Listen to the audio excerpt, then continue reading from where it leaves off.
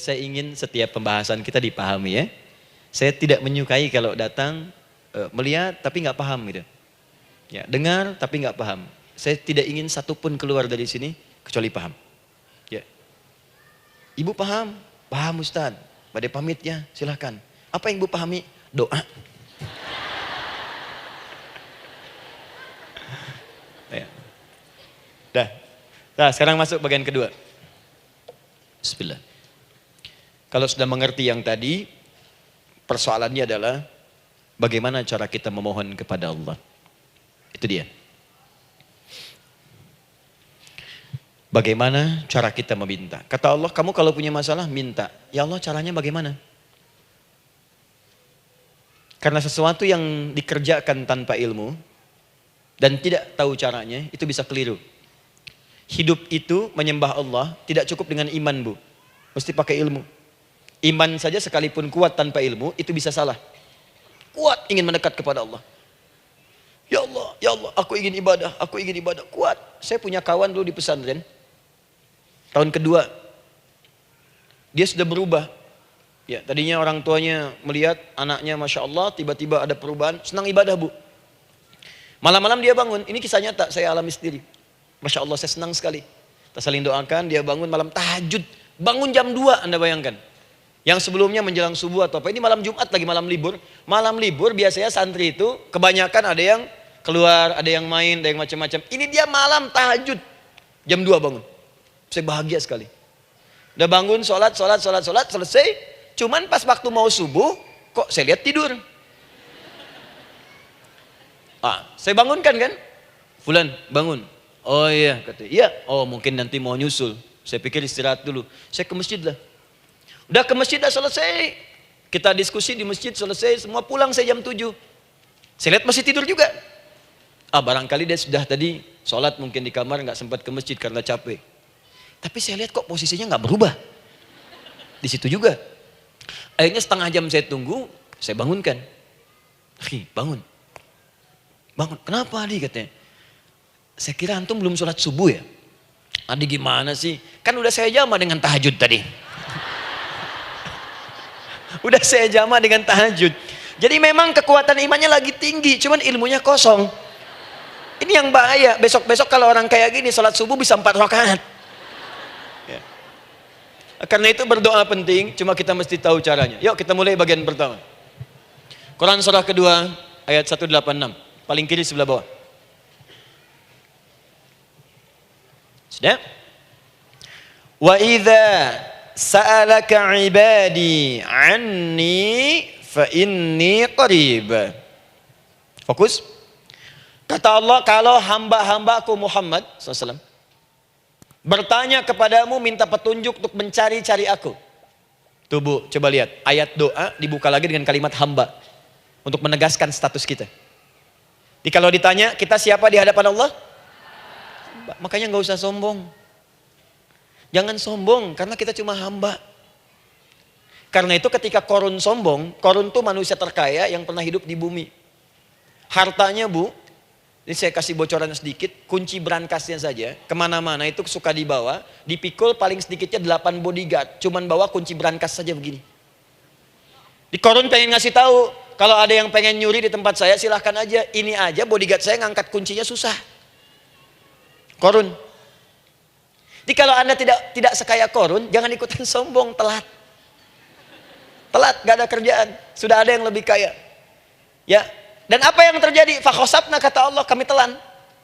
Likuifasi. Telan oleh bumi semua. Dengan kekayaannya semua habis. Jadi ketika ada seseorang yang lupa dengan statusnya sebagai hamba, maka Allah akan memberikan pelajaran kepadanya untuk taubat. Kalau nggak mau taubat juga, telan habis untuk menunjukkan kamu tuh bukan Tuhan, saya Tuhannya. Maka jangan ikutan sombong. Kalau ada yang perlu punya Ferrari, Lamborghini, Lamborghini, ya, wah, bikin rame di jalan, cuman nggak update status, kasih tahu, maaf Mas, telat. Itu gambaran hidup. Dan ingat, setiap dibuka dengan kalimat permohonan, itu kalimatnya hamba. Hambaku, hambaku, hambaku. Termasuk mau minta taubat, hamba. Quran surah 39 ayat 53. Qul ya ibadiyalladzina asrafu ala anfusihim la taqnatu min rahmatillah. Katakan Muhammad pada hambaku yang merasa banyak dosa, pengen berdoa minta tobat. Kata Allah, hamba, saya terima tobatnya, hamba. Ini ya. Ini pun adab yang pertama dari Al-Quran. Adab yang pertama, kalau kita ingin berdoa dan doa itu cepat ingin dikabulkan, maka berdoalah dengan cara menghamba di hadapan Allah Subhanahu wa taala. Jangan merasa tinggi.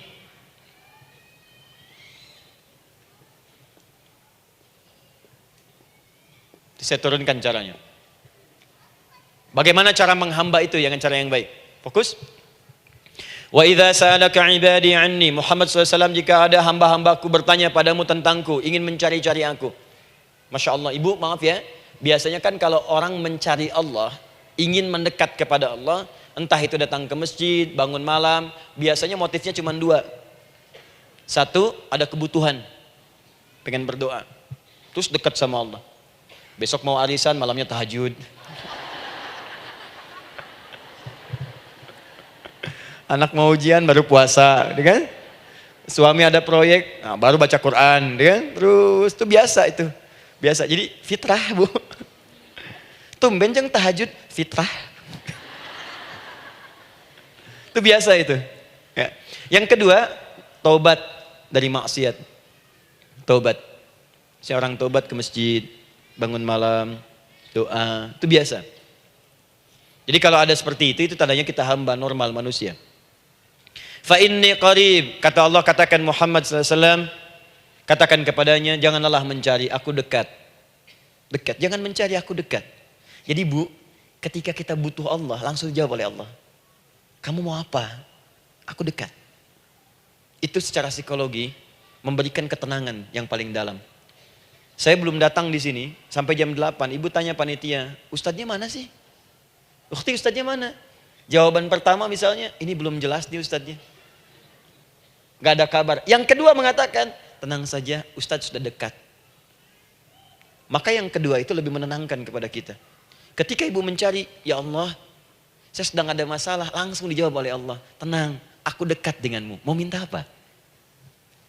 Itu bu, jadi kalau ibu sedang punya persoalan, psikologi Al-Quran mengatakan, langsung merasakan Allah tuh bersama kita, dekat, menunggu kita mau minta apa. Ibu punya masalah dengan suami, ingin mengadu.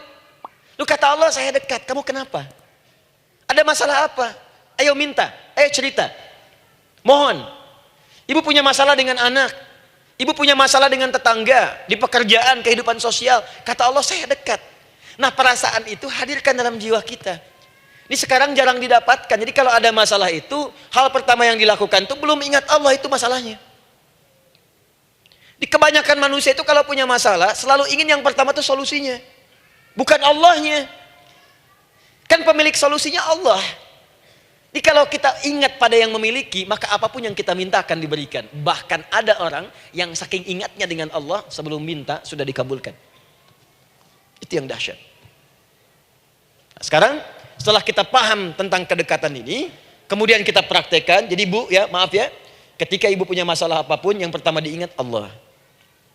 Allah, engkau telah berjanji, engkau pasti akan tepati. Ya Allah, sekarang aku ada persoalan. Nah, sekarang teruskan ayatnya. Ujibu da'watad da'i idza da'an. Ujiba.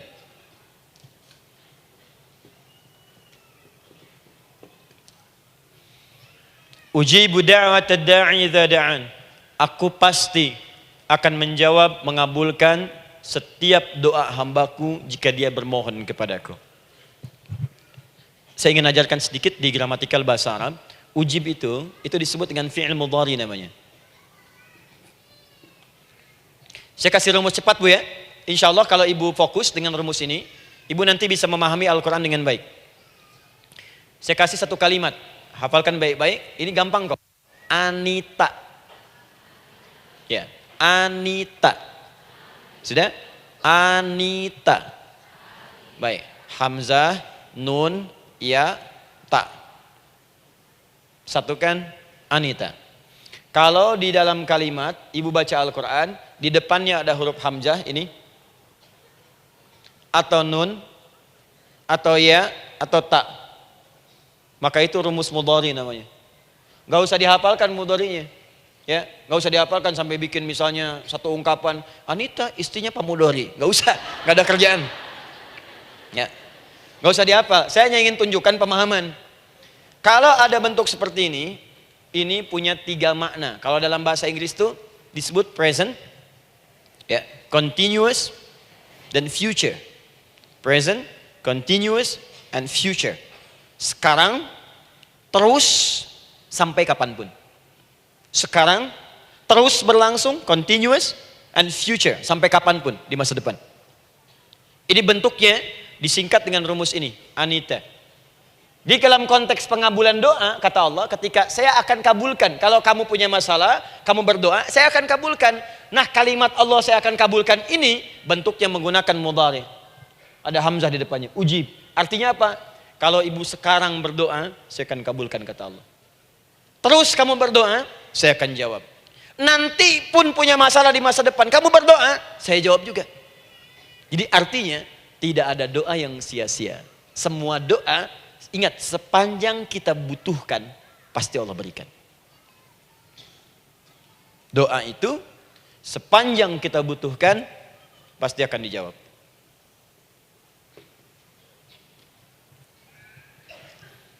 Nanti kapan dijawabnya, seperti apa jawabannya, nanti bagian ketiga. Kadang-kadang minta sekarang, dijawabnya nanti. Minta sekarang, dijawab sekarang. Ada yang mintanya A, dijawabnya B, itu yang paling dahsyat. Ya. Jadi kalau saya tanya, kalau kita berdoa, dijawab tidak oleh Allah? Ya, itu janji Allah. Setiap orang berdoa, pasti dijawab. Nah, hanya persoalannya, seperti apa doa yang cepat dijawab itu? Apakah semua doa langsung dijawab seketika? Akankah mendapat jaminan langsung dijawab? Ternyata kalimat dijawab ini diikat dengan syarat ketentuan berlaku. Apa di antara syarat dan ketentuannya ini? Teruskan ayatnya. Falyastajibuli. Syarat pertama. Kalau doamu ingin cepat aku jawab, falyastajibuli. Maka engkau pun harus cepat merespon setiap seruanku. Jawab seruanku dengan cepat. Doa ingin dijawab oleh Allah, maka kata Allah, kamu pun harus menjawab setiap seruanku. Jawab seruan Allah.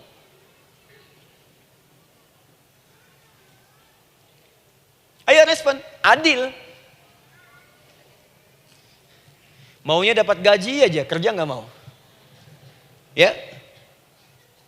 Apa ibu pikir duduk manis, santai di ruangan tengah? Tiap bulan suami datang berikan uang belanja?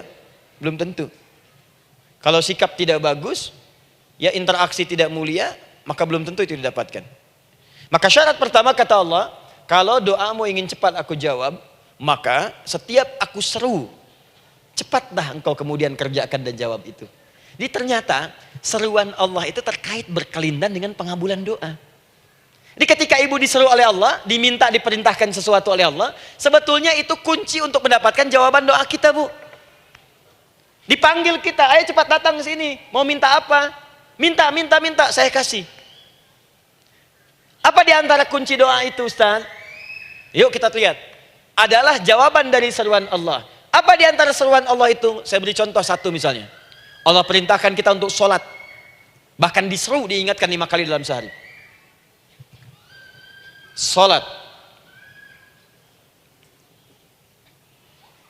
Bukankah kita diseru, Bu, dipanggil 5 kali sehari untuk salat? Allahu Akbar, Allahu Akbar. Ya? Diingatkan kan? Ayo ingat Allah, ingat Allah, ingat Allah, ingat Allah. Allah Maha Agung, Maha Besar semuanya, dan seterusnya. Perhatikan baik-baik. Apa tujuan Allah menyeru kita dalam salat? Ternyata bukan ingin memberikan beban ruku dan sujud. Bukan sujudnya yang penting. Karena semua makhluk tidak sujud pun tidak akan menurunkan status Allah sebagai Tuhan. Allah tetap Allah, gak ada ruginya. Yang rugi kita, ternyata ketika disuruh sujud, disuruh ruku itu, ternyata yang ditunggu itu bukan ruku sujudnya. Allah nunggu, punya masalah apa? Mau minta apa? Karena itu dalam ilmu fikih, ibu buka semua kitab fikih. Salat itu secara bahasa disebut dengan doa. Nama lain dari doa adalah salat. As-salatu hiya doa. Salat adalah doa. Karena itu semua bacaan dalam salat doa semua. Coba lihat. Baru takbir Allahu Akbar. doa iftitah. Al-Fatihah doa Bu, jangan dikira Al-Fatihah nggak ada doanya. Nih, nanti saya berikan cepat ya, ini highlight dulu. Highlight dulu. Dalam sholat itu ada 4 keadaan. Ingat ini baik-baik. Nanti Ibu manfaatkan, minimal zuhur lakukan. Ada berapa keadaan? 4. Ada 4 posisi, 4 keadaan dalam sholat. Yang kalau Ibu berdoa benar, meminta di situ dengan benar, itu seketika akan dikabulkan. Seketika. 1, saat berdiri. Berdiri. 2, saat ruku'. Ruku'. 3, saat sujud. 3, saat sujud. 4, sesaat sebelum salam. Berdiri, ruku', sujud, sesaat sebelum salam. Baik, sebelum saya bahas lebih jauh, saya ingin sampaikan dulu. Jadi ternyata ketika kita diminta oleh Allah menunaikan sholat, itulah cara kita memohon Bu. Itulah waktu kita meminta. Dan dahsyatnya dalam sehari itu 5 kali ditungguin Bu. Mana ada manusia di muka bumi ini, buka pintu rumahnya 5 kali sehari, cuma untuk memberikan apa yang dibutuhkan. Sesoleh-solehnya Ustadz, gak ada yang mengatakan, ayo 5 kali sehari datang aja ke rumah saya. Kalau butuh apa-apa ambil. Butuh kulkas, ambil kulkasnya. Butuh TV, ambil. Gak ada begitu. Allah itu maha baiknya, 5 kali sehari dipanggil. Dari subuh sampai zuhur. Kita bangun tidur aja, punya masalah nggak? Ayo minta, disuruh sholat 2 rakaat. Dan sholatnya nggak usah banyak-banyak, 2 rakaat aja dulu supaya nggak ada beban. Itu pun kadang-kadang masih lupa berapa rakaat kita sholat. Ya. Ayo sujud, disuruh minta, punya masalah nggak? Terus dari subuh sampai ke siang dipanggil lagi. Punya masalah lagi nggak? Disuruh zuhur 4 rakaat. Karena waktunya cukup panjang, suruh 4. Ayo minta. Ada masalah apa? Minta sujud kita. Minta mohon. Dari zuhur ke asar ditanya lagi, ada masalah nggak? Panggil lagi.